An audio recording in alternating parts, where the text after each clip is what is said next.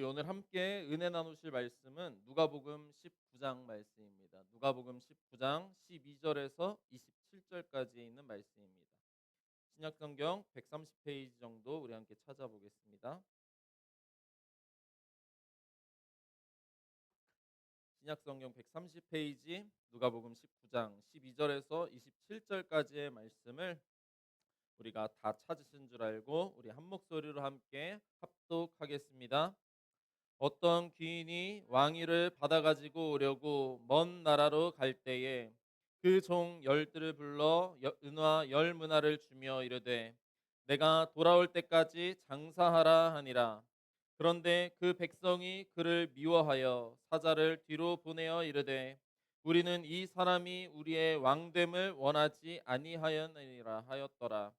귀인이 왕위를 가지고 돌아와서 은화를 준 종들을 각각 어떻게 장사하였는지를 알고자 하여 그들을 부르니 그 첫째가 나와 이르되 주인이여 당신의 한 문화로 열 문화를 남겼나이다.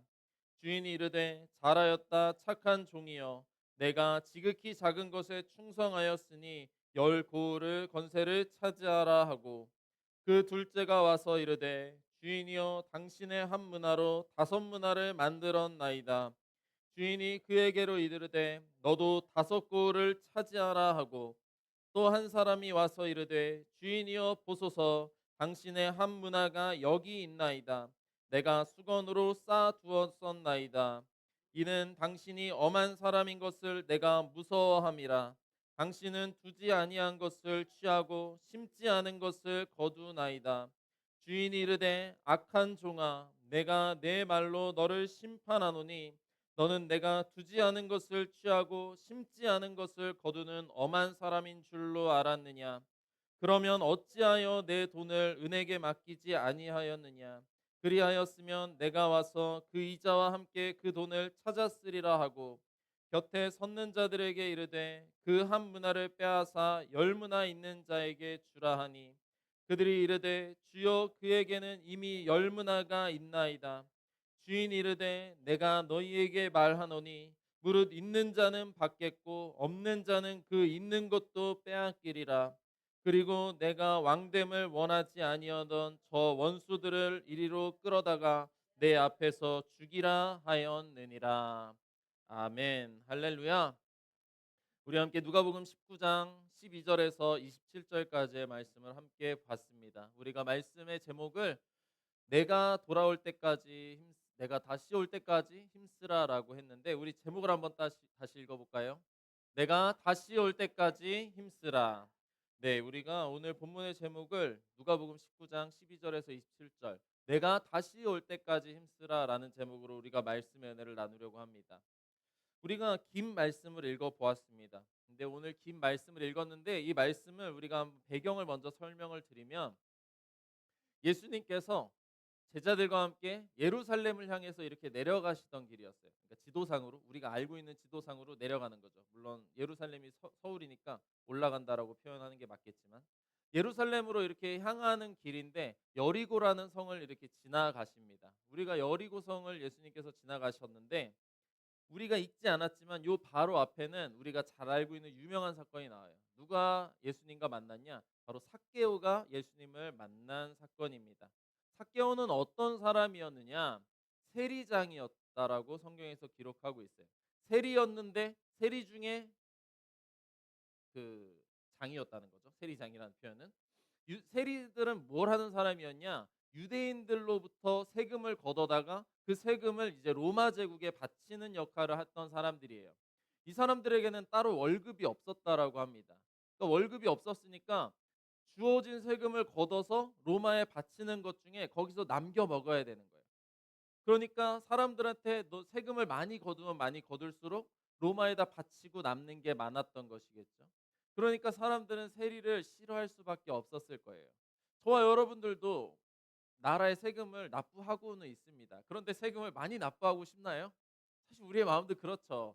당연히 나라의 발전을 위해서 많이 버는 사람이면 많이 세금을 내야 된다라는 게 우리의 통념적인 생각이지만 내가 세금을 많이 내야 된다라는 생각을 하면은 조금 내고 싶은데 어떻게든 적게 내고 싶은데라는 생각을 하는 게 우리의 마음이라는 거죠. 그러니까 이 세리라는 사람들이 세금을 적게 거둘 수는 없다라는 거예요. 왜냐? 세금을 적게 거두면 어떻게 돼요? 내 재산이 마이너스가 되는 거니까요. 로마에서는 정해진 세금을 무조건 이 사람한테 받아가야 하기 때문에 이 사람이 있는 그대로만 가지고 가도 자기한테 남는 게 없어요. 그러니까 어떻게 해서든 사람들한테 세금을 많이 걷어야 되는 게 이 사람의 역할인데, 이 사람 또한 누구예요? 유대인이라는 거죠. 유대인이 유대인의 세금을 걷어가면서 남은 거를 이제 로마에다 바치는 거니까 같은 민족의 입장에서 비난을 받는 사람이라는 거죠. 유대인들이 손가락질하는 세 사람이 있었습니다. 죄인, 창녀, 그리고 바로 세리였어요. 그러니까 싫어하는 대표적인 인물 중에 하나가 바로 이 세리였는데, 오늘 우리가 지금 언급드리는 이 삭개오란 사람은 그 세리 중에 장이었으니까 사람들의 눈길에서 좋은 눈길을 받은 사람이 아니었겠죠. 그러니까 예수님께서 여리고를 향해 이렇게 지나가실 때에 사람들이 예수님의 주변에 있었다라고 성경에서 기록하는데, 삭개오는 그 주변에 있을 수 없었어요. 왜냐? 사람들이 싫어하니까요. 더구나 삭개오는 어떤 사람이었다라고 성경에서 말하고 있냐? 키가 작았다라고 말을 하고 있으니까 수많은 사람들에게서 둘러싸여 있는 예수님을 보지도 못하고 있는 거죠. 도대체 어떤 분이길래 이렇게 유명한가라고 궁금하는데, 사람들보다 키가 작으니까 예수님의 얼굴도 안 보여서 성경이 기록하기로는 그가 나무 위에 올라가서 예수님을 바라보았다라고 하죠. 그리고 나무 위에 있는 삭개오를 예수님께서 보시고 내려오라라고 말씀하신 다음에 내가 오늘 내 집에 유하여야 하겠다라고 예수님께서 말씀하시고 그의 집에 들어갔다라고 성경에서 말합니다. 그리고 예수님의 가르침을 들었던 삭개오는 회개하죠. 내가 그동안 잘못 살았구나. 그러면서 내가 가진 재산의 절반을 가난한 자들에게 나누어 주겠습니다. 그리고 내가 다른 사람을 속여서 빼앗은 것이 있다면 내가 네 배나 더 갚겠습니다라고 말하는 것을 통해서 예수님께서 그 모습을 보시고 이 자도 참된 아브라함의 자손이다라는 표현을 하시는 장면이 요 앞부분에 나옵니다. 나중에 한번 돌아가셔서 읽어보시기 바랍니다. 아브라함의 자손이다라는 표현이 무엇이겠어요?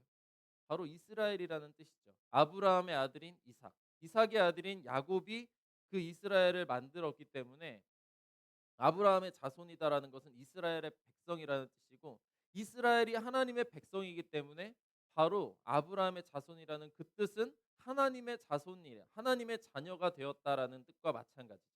맨날 사람들한테 손가락질 받고 사람들한테 맨날 괴롭힘, 그 사람들한테 안 좋은 눈총을 받고 있었던 이 삭개오는 내가 아브라함의 자손이 맞을까? 자신의 정체성에 대해서 항상 생각했을 거예요. 열심히 일을 하고 내 자식들을 위해서, 나를 위해서 열심히 노력하며 살았겠지만 내가 하나님의 자녀가 맞나? 내가 하나님의 백성이 맞는가라는 의구심을 항상 들었겠지만, 예수님을 만나고 예수님께서 너도 아브라함의 자손이다, 너도 하나님의 자손이다라고 했을 때 그는 회복이 임했다라는 거죠. 잃어버린 정체성, 하나님의 자녀가 되었다라는 그 정체성을 다시 회복하는 것이 바로 앞에 나오는 장면입니다. 그리고 바로 그 자리에서 이어서 예수님께서 말씀하시는 것이 오늘 비유의 말씀이에요. 비유의 말씀을 다시 한번 짧게 요약해서 말씀을 드리면, 한 귀족이 있었다라고 성경에서 기록해요. 12절에 어떤 귀인이 왕위를 받아오려고 먼 나라로 갔다라고 성경에서 기록합니다. 어, 이것은 중세 시대를 생각해 보면 우리가 이해할 수가 있어요.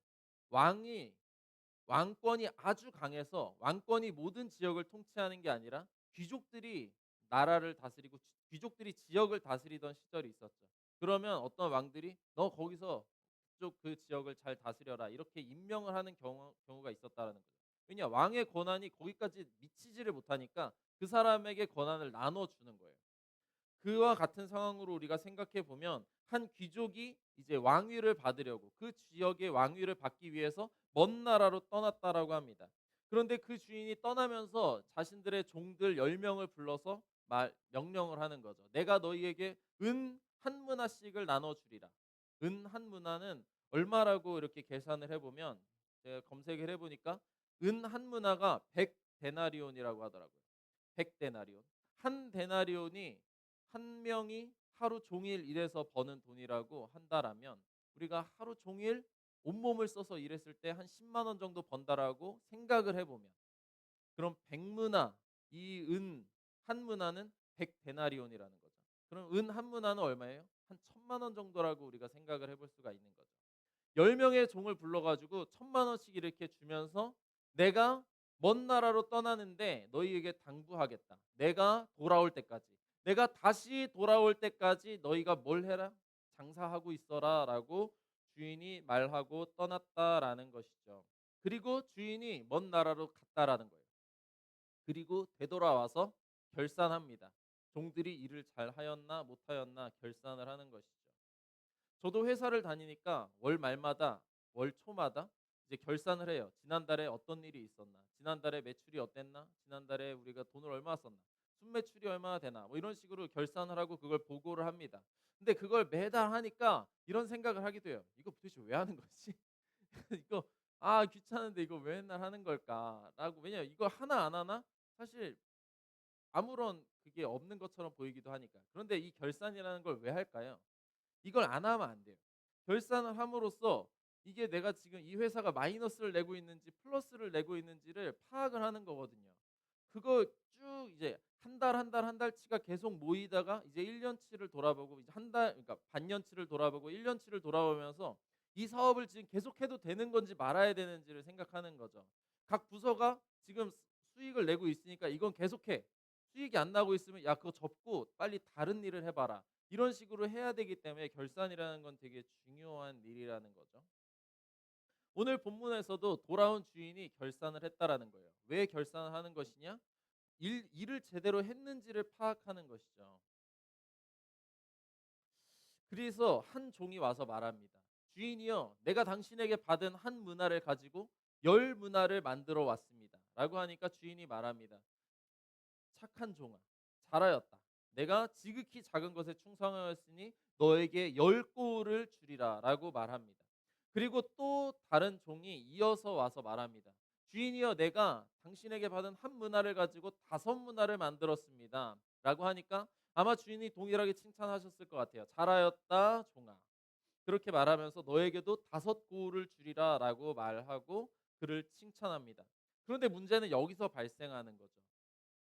한 종이 왔는데 이렇게 말하죠. "주인이여, 당신이 나에게 준 문화가 여기 있습니다."라고 하면서 수건에 쌓여 있었던 한 문화를 되돌려 주었다라고 성경에서 기록해요. 그러니까 주인이 이 종에게 뭐라고 말하냐? 악한 종이라고 그 종을 책망했다라는 것이죠.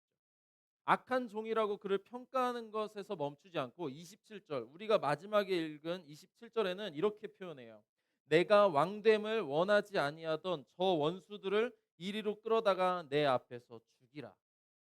마지막 종은 책망받았다라는 거에서 끝나는 게 아니라 죽임을 당했다라고 성경에서 말합니다. 도대체 왜 이 주인은 종들을 이렇게 평가하였는가? 우리가 오늘 본문을 통해서 한번 생각해 보려고 합니다. 첫 번째로 우리가 생각해 볼 것은 종이라면 주인의 말에 순종해야 한다라는 거예요. 우리가 지금 현대 사회를 살고 있으니까 주종 관계가 있진 않죠. 우리가 누구를 보면서 "주인님, 내가 당신의 말을 따르겠습니다."라고 다른 사람한테 "주인님, 주인님" 굽신거리진 않아요. 하지만 우리 사회에서도 여전히 윗사람과 아랫사람은 있는 거죠. 가정에서 윗사람이 누구겠어요? 부모 그리고 자식. 학교에서도 선생님, 학생들. 회사에서도 상급자와 하급자가 분명히 있다라는 거예요. 군대에도 마찬가지죠. 상급자가 있고 장교가 있고 그다음에 사병들이 있는 것처럼 이 직급이 분명히 나눠져 있는 것이 우리가 살고 있는 이 세계예요. 직급이 없이 모든 사람이 평등하다면, 물론 우리가 평등한 사회에서 살고 있지만 그 평등한 사회가 모든 지점에서 그냥 모든 하는 일들이 다 평등하다라고 한다라면 어떻게 되겠어요? 그냥 자기도 나도 다 똑같은 사람이니까 그냥 혼란스러워진다라는 거예요. 어떤 일, 하는 일에 따라서는 이 위아래가 분명히 있어야 된다라는 거죠. 왜냐? 우리가 그냥 회사 일을 생각해 본다라면 저도 회사에서 월급을 받잖아요. 제가 일을 열심히 하든 일을 적당히 하든 회사에선 똑같은 월급을 줍니다. 그럼 저는 어떤 생각이 들겠어요? '적당히 일하자. 대충 일하자.'라는 생각밖에 안 든다라는 거죠. 똑같은 사람들끼리 일을 한다라면 똑같은 생각을 하겠죠. 왜냐? 열심히 일해도 이만큼 받고 적게 일해도 이만큼 받으니까 그냥 대충대충 적게 일하고 싶겠죠. 똑같은 사람들, 똑같은 직급의 사람들끼리 일을 한다면 그렇게 되겠지만 회사는 그렇지 않죠. 사장이 있고 관리자가 있고 이제 일반 직원이 있다라는 거예요.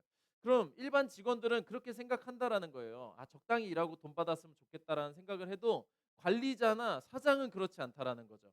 열심히 일 시키고 성과를 많이 내면 돈을 많이 줘야지. 월급을 많이 줘야지. 이런 생각을 한다라는 거죠. 관리자는 다르게 생각을 해야지 일을 더 시킬 수 있고 일을 더 많이 시킬 수 있고 그래야 더 효과적으로 일을 하게 된다라는 거죠. 그냥 똑같이 된다라면 완전히 혼란스러워질 수밖에 없어요. 가정에서 요즘에 아이들을 존중하는 것은 너무나도 훌륭하죠. 제가 어렸을 때 저도 아버지한테 회초리를 맞긴 했는데 제가 잘못하면. 근데 요즘 부모님들은 아이들이 잘못해도 때리면 안 된다. 물론 때리면 안 되겠죠. 그렇다고 해서 뭐 혼내지도 않고 뭐 잘못해도 그냥 대충대충 넘어가고 뭐 카페나 음식점 가서 애들이 막 뛰놀고 있는데 뛰면서 막 난리법석을 치고 있는데 누가 옆에서 뭐라 그러면 "내 애한테 왜 그래요?" 이런 식으로 막 반응하고 잘못된 것을 잘못됐다라고 가르치지 않고 있는 사회가 가정에서부터 그러고 있으니까 사회에 나가서도 얘들이 회사에서도 학교에서도 선생님이 말을 해도 선생님 말씀도 안 듣고 "왜 나한테 뭐라 그래요?" 맨날 이렇게 하고 설령 선생님이 또 뭐라 그러면은 학교 폭력으로 고소할 거예요. 막 이런 식으로 막 선생님한테 대들고 말도 안 되는 일들이 벌어지는 게 우리나라의 현재 모습이라고 생각되는데 질서가 파괴된다라는 거죠. 위아래가 없어지는 거. 바로 위아래가 정해져 있는 그런 상황이 있다라면 주인이 있다라면 종들은 그 말씀을 들어야 되는 게 마땅하다라는 것입니다.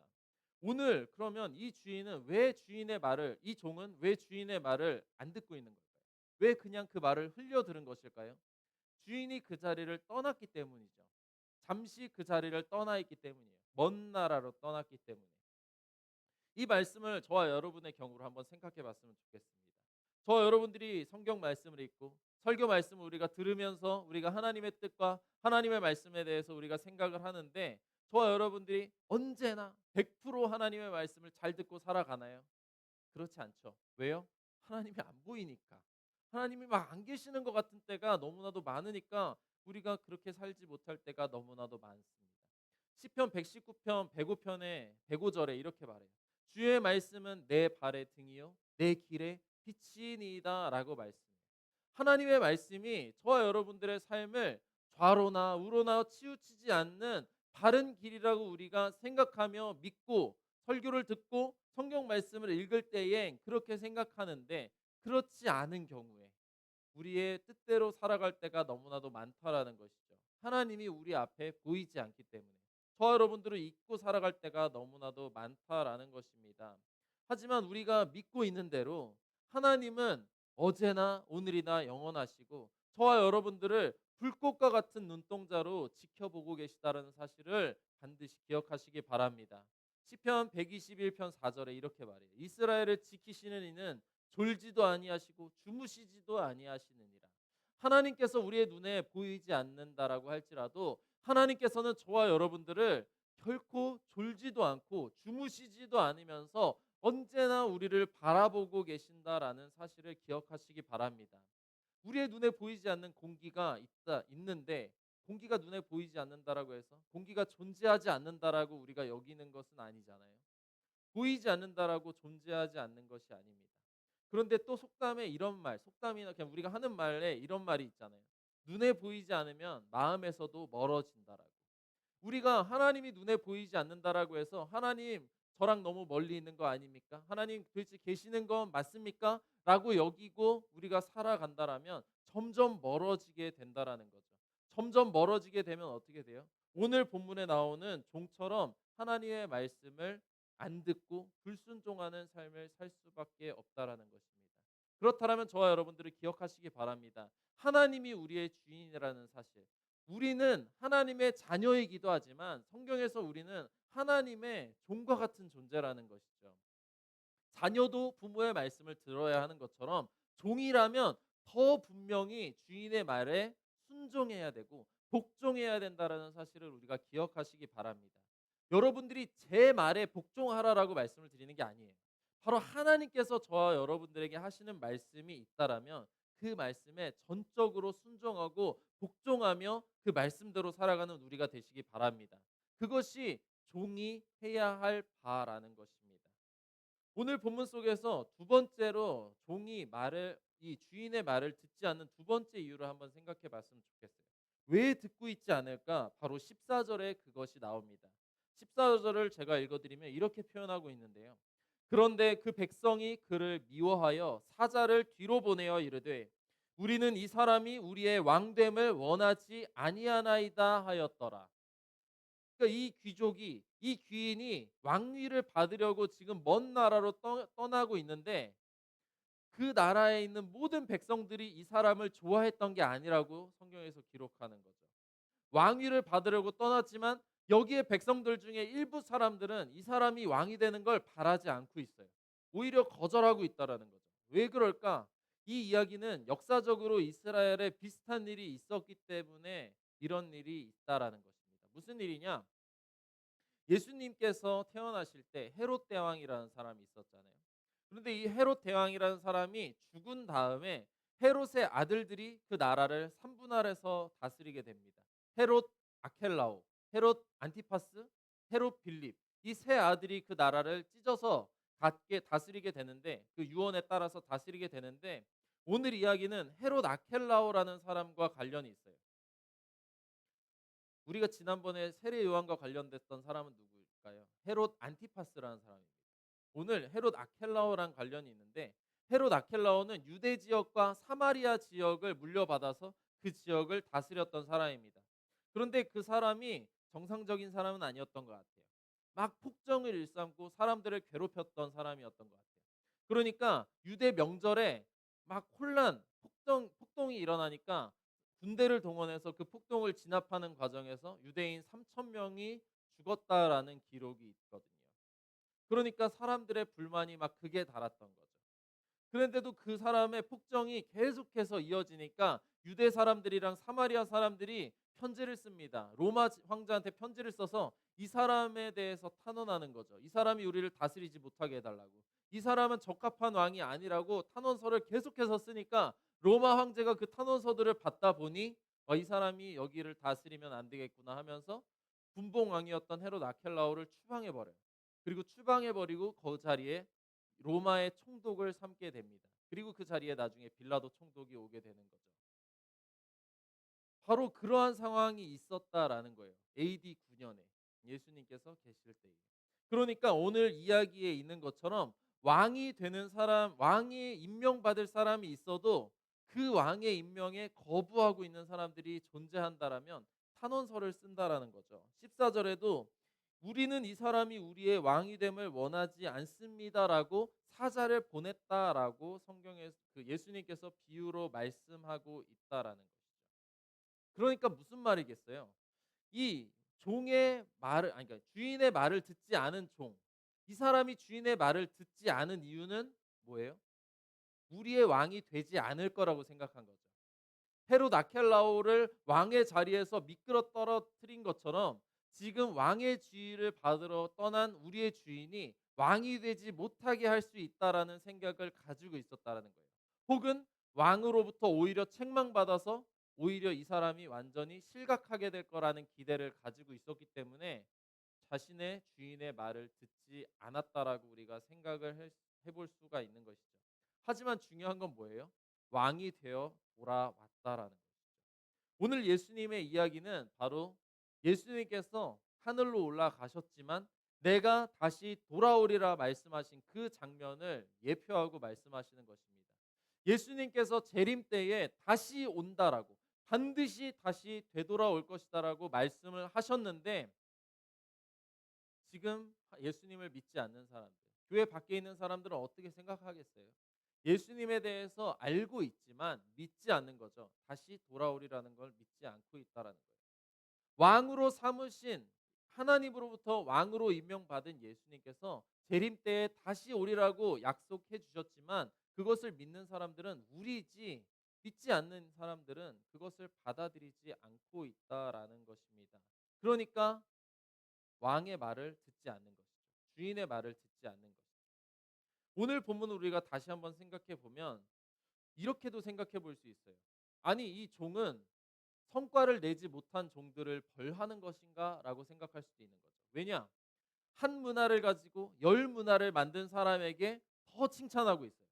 그리고 한 문화를 가지고 다섯 문화를 만든 사람에게도 열심히 칭찬하고 있어요. 그런데 한 문화를 가지고 주인님, 내가 이것을 수건에 잘 쌓아두었습니다. 당신의 것이니까 당신이 다시 가져가십시오라고 했으니까 얘는 아무 성과를 내지 못했구나라고 이 사람을 책망하는 것은 아닌가라고 우리가 생각해 볼 수도 있죠. 하지만 하나님께서는, 예수님께서는 저와 여러분들을 그렇게 성과적으로 우리를 책망하는 분은 아니라는 것이죠. 시키는 일에 대해서 우리가 항상 성공적으로 일을 행해나요. 회사에서도 그렇고, 뭐 가정에서도 그렇고, 학교에서도 그렇고, 모든 곳에서 우리가 항상 시키는 일을, 누군가 우리에게 주는 일을 완벽하게 성공하지 못할 때가 분명히 있어요. 실패했다고 그것을 성공적으로 하지 못했다라고 해서 우리는 실패자가 되는 것일까요? 그렇지 않다라는 것이죠. 우리가 잘 알고 있는 에디슨이라는 사람이 있잖아요. 에디슨이 정말 많은 것을 발명하면서 사람들한테 막 손가락질 당했다라고 해요. 많은 것을 발명하기 위해서 수많은 실패를 했으니까 야, 너는 왜 이렇게 실패만 하냐? 너는 왜 이렇게 제대로 하는 게 없냐라는 소리를 더 많이 들었다라고 하더라고요. 그런데 그렇게 많은 실패하는 상황 속에서 너는 왜 이렇게 실패를 많이 하니라는 말을 들을 때 이렇게 대답했다라고 합니다. 나는 실패하는 방법 하나를 배웠다라고. 왜냐? 그 실패하는 방법을 배웠으니까 나는 더 이상 그 똑같은 방법으로 하면 실패한다라는 것을 알았다라는 거죠. 다른 방법을 선택하는 것. 또 다른 방법을 선택해서 또 실패할 수도 있겠지만 그 방법을 이제 선택하지 않으면 다른 길을 선택하다 보면 성공의 길에 간다라는 거죠. 그럼을 통해서 여러 가지 발명품을 만들었다라고 말을 하더라고요. 바로 마찬가지라는 거죠. 우리가 행하는 일들이 성공과 실패라는 두 가지로 평가받을 수 있겠지만 실패라는 것이 완전히 나락에 빠지는 일이 아니라는 거예요. 실패하지 않는 방법을 배우는 것일 수 있겠죠. 또다시 실패하지 않는 방법을 하나하나 배우다 보면 우리는 성공적인 길을 걸어갈 수 있다라는 거예요. 오늘 본문에 나오는 주인이 종들에게 맡긴 사명도 바로 이것이라는 것입니다. 너가 장사를 해서 이윤을 남기라라는 명령을 하고는 있지만 결코 실패해서는 안 된다라는 단서나 그런 조항을 가지고 있는 게 아니라는 거예요. 하나님께서 우리에게 맡겨주시는 사명이 있습니다. 아주 근본적인 사명이 있는데 바로 예수님께서 천국에 가실 때에 너희가 이 세상에 나아가서 온 민족으로 제자를 삼으라라는 전도의 사명을 우리에게 주셨어요. 저와 여러분들이 복음을 전하라는 그 사명을 주셨다라는 거죠. 그런데 우리가 누군가를 만나서 예수님 믿으세요. 당신이 교회 와서 예수님 믿고 구원 받으셔야 됩니다라는 그 말을 할 때 누군가 그 말을 듣고 교회에 오면 좋겠지만 교회에 안 올 수도 있겠죠. 그러면 우리의 전도가 어떻게 된 거예요? 실패한 거죠. 그럼 우리는 실패자가 되는 건가요? 그렇지 않다라는 것입니다. 하나님께서 우리를 평가하실 때에 우리가 전도의 사명을 감당하는 그 하나하나의 모습을 귀하게 여기시는 거지. 너 전도했어? 너 전도 실패했네? 하나님 우리를 그런 식으로 판단하고 평가하는 분이 아니시라는 것이죠. 그렇다면 하나님께서는 오늘 이 주인은 실패했던 이 종의 뭘 실패했다라고 평가하는 것일까요? 아무것도 하지 않은 일에 대해서 평가하고 있다라는 거예요. 우리는 확실하게 알 수는 없지만 이 종이 실패하는 경우가 있었더라 할지라도 아마도 우리가 성경 여러 군데를 통해서 볼 수 있는 하나님의 성품으로는, 예수님의 성품으로는 이 사람이 이윤을 내지 못했다라는 것으로 이 사람을 책망하시진 않았을 것 같아요. 그렇지만 오늘 예수님께서 이 사람을 책망하는 건 아무 일도 하지 않았기 때문에 시도조차 하지 않았더라. 우리가 이 지점을 다시 한번 생각해 봐야 되는 거예요. 실패를 두려워하면서 아무 일도 하지 않는 것. 하나님이 우리에게 명령을 하셨는데 실패할 것 같아. 잘 되지 않을 것 같아라고 우물쭈물하고 가만히 있으면 어떻게 되는 것이죠? 우리는 오늘 본문에 나와 있는 종과 같은 모습일 수 있다라는 것입니다. 우리가 실패할지라도 도전하라라는 거예요. 복음을 전했을 때에 바로 하나님께 이끌지 못한다 할지라도 복음을 전하는 것을 멈추지 마라라고 예수님께서 우리에게 요청하신다라는 것이죠. 우리가 복음을 전했을 때 10명이 교회에 나오지 않더라도 복음을 전했을 때 5명이 교회에 나오지 않더라도 주님은 우리를 칭찬하실 거라는 거예요. 잘하였다. 네가 내가 명한 것을 충분히 했구나라고 주님께서는 우리에게 말씀하실 거라는 것이라는 사실을 기억하시기 바랍니다. 그렇다면 우리는 어느 곳에 있든지 우리에게 맡겨진 그 일을 감당할 수 있다라는 것입니다. 이것은 복음을 전하는 일일 수도 있겠지만 우리에게 맡겨진 일일 수도 있다라는 거죠. 가정에서 나에게 주어진 일을 우리가 하나님의 사명으로서 감당하고 그것에 충실히 행하는 것.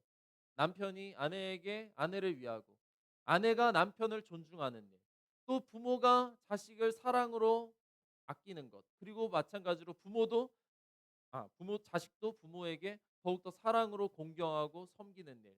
바로 하나님께서 우리에게 역할을 주신 많은 일들이 있을 텐데 그 모든 일을 하나님이 나에게 주신 사명이라고 하고 여기면서 그것을 감당하라고 주님께서 우리에게 요청하고 있다라는 사실입니다. 실패를 두려워하지 말라는 거예요. 실패를 염려해서 아무것도 행하지 않는다라면 그것은 하나님을 우리의 주인의 목소리에 완전히 불순종하는 것과 다르지 않다라는 것입니다.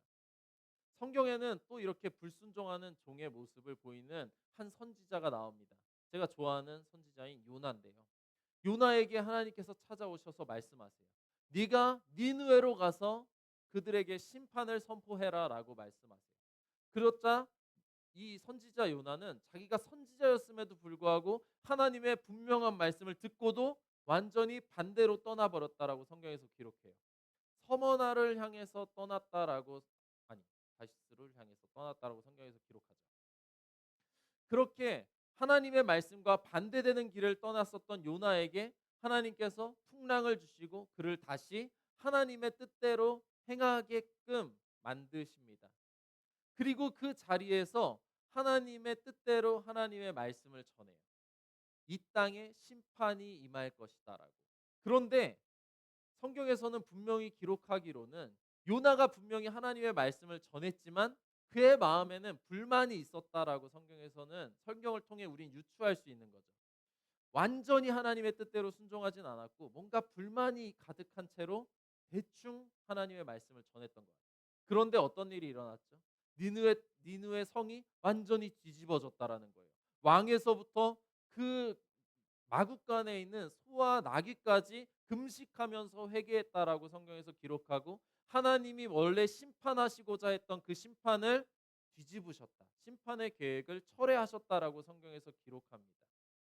요나 선지자가 처음에는 불순종했지만 하나님의 뜻대로 그 자리에 나아갔고 어쩌면 그 마음에 완전히 하나님을 신뢰하면서 행하지도 않았음에도 불구하고 그 자리에서 복음을 전했을 때에 하나님의 뜻을 전했을 때에 하나님은 그가 기대했던 것보다도 더 놀랍게 하나님의 뜻을 보여주셨다라는 것이죠.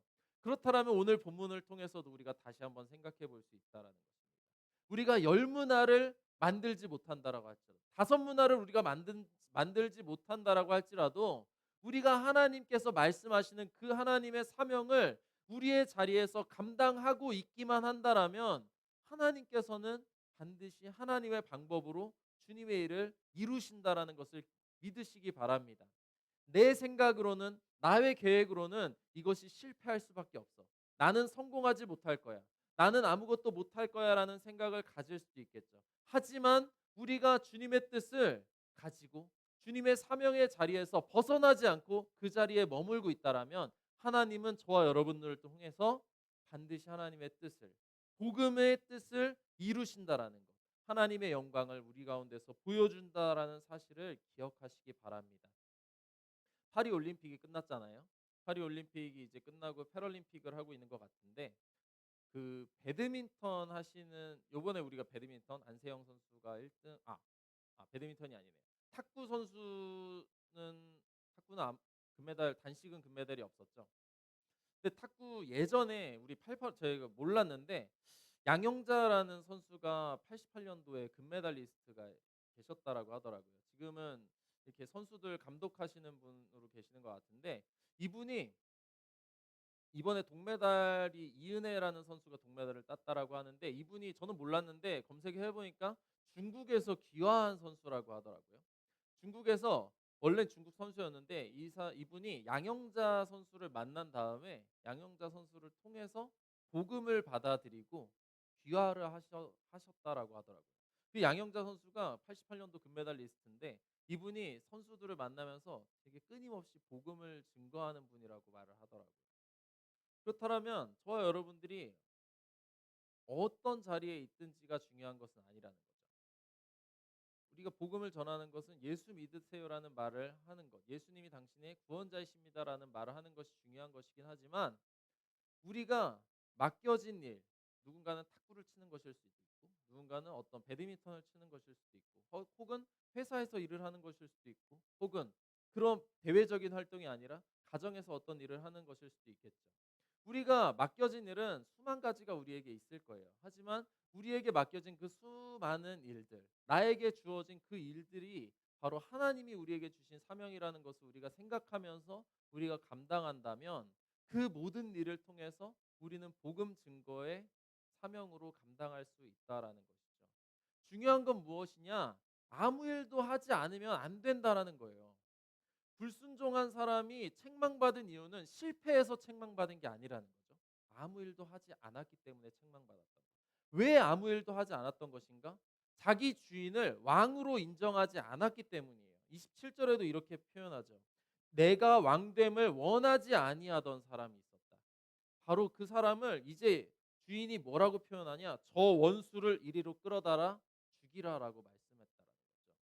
원래는 종과 주인과 종의 관계였는데 이 사람을 이제 주인이 뭐라고 말해요? 이 사람은 내 원수다라고 말한다라는 거죠. 자기의 왕을 왕으로 인정하지 않는다는 그 사람을 하나님께서는 원수라고 표현하고 계세요. 우리의 주인이신 예수님을 우리가 주인으로 받아들이지 않는다라면 하나님은 마지막 때에 그 자를 원수라고 표현하신다라고 기록합니다. 원수는 어떤 사람이에요? 왕의 말을 듣지 않는 사람. 우리가 지난 금요일에 다윗과 밧세바 사건에 대해서 우리가 말씀을 나눴는데 다윗이 밧세바를 간음하고 그 여러 가지 일련의 사건을 벌이는 과정 속에서 열왕기하 12장에서 왜 도대체 다윗이 하나님의 말씀을 따르지 않았느냐라고 표현할 때 이렇게 말해요. 하나님 야훼 하나님의 말씀을 업신여겼다라고 표현합니다. 업신여겼다라고. 바로 주인의 말씀을 업신여긴 자들이 주인의 말에 불순종하게 되는 것이죠. 우리 스스로의 모습을 한번 돌아봤으면 좋겠습니다. 나는 하나님의 말씀에 완전히 순종하며 살아가고 있는가? 내가 혹은 하나님의 말씀을 업신여기고 있지 않은지를 우리 스스로 한번 돌아봤으면 좋겠습니다. 오늘 본문에 우리가 설교 제목이 뭐라고요? 내가 다시 돌아올 때까지 힘쓰라라는 거예요. 왜요? 바로 우리의 주인 대신 우리의 왕 대신 예수님은 반드시 다시 돌아오신다라는 거죠. 이분이 다시 돌아올 것이라고 믿지 않는 사람들이 주님의 말씀을 따르지 않는다라는 거예요. 오늘 본문 말씀은 어떤 사람들에게 주어졌다고요? 여리고 성에서 삭개오를 만나고 삭개오의 집에서 구원받은 삭개오와 그 제자들에게 주어진 말씀이라는 거죠. 바로 구원받은 자들에게 주어진 말씀입니다. 바로 이 종이라는 것, 주인의 종들이라는 것은 구원받은 이미 주인의 집에서 구원받은 사람들에게 주어진 말씀일 수 있다라는 거예요. 구원 안 받은 사람에게 처벌이 있는 것이 아니라 이미 구원받은 하나님의 백성들에게 하나님께서는 사명을 주신다라는 거예요. 바로 구원받은 저와 여러분들에게 사명을 주고 예수님께서는 잠시 떠나셨어요. 그리고 내가 곧 다시 돌아오리라 말씀하셨으면서 우리에게 내가 돌아올 때까지 장사해라. 내가 돌아올 때까지 힘써 일하라. 내가 돌아올 때까지 힘써서 너의 사명을 감당해라라고 말씀하고 있다라는 사실입니다. 말씀을 마무리하겠습니다. 주님께서 우리의 눈에 보이지 않는다라고 해서 우리의 곁을 떠나 계신다라고 해서 주님이 우리를 완전히 버리신 것이라고 여기지 마시기 바랍니다. 혹은 주님을 무시하거나 업신여기면서 우리가 행동해서는 안 된다라는 거예요. 불꽃과 같은 눈동자로 저와 여러분들을 지켜 돌보시는 분이 하나님이십니다. 그렇기 때문에 우리는 하나님의 말씀을 우리의 마음의 중심에 품으며 주님께서 우리에게 맡겨주신 복음의 사명을 장사하라라고 오늘 말씀하신 그 사명을 감당하는 우리 모두가 되시길 바랍니다. 반드시 하나님께서는 우리 모두에게 공평하게 한 문화씩 나눠 주셨다라고 성경에서 기록하고 있어요.